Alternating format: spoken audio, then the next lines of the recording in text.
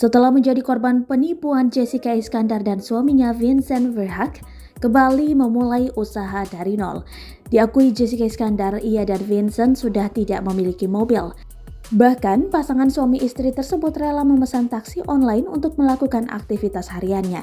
Dikutip dari kanal YouTube SCTV, Vincent berbagi cerita ia dan Jessica kembali memulai lagi dari nol. Sekarang kita aja pakai mobil mama papanya si Jess, kita sekarang dari nol lagi. Kita nggak ada mobil sama sekali, ujar Vincent.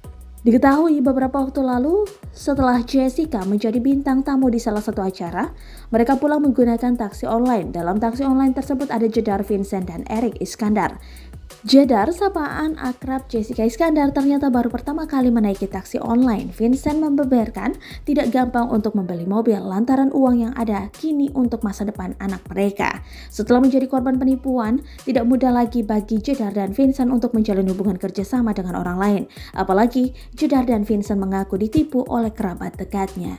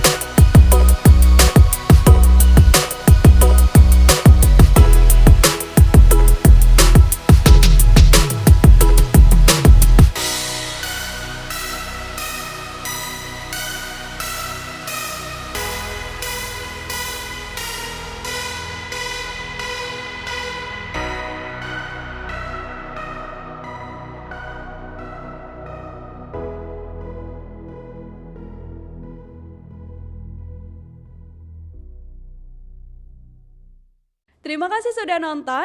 Jangan lupa like, subscribe, dan share ya.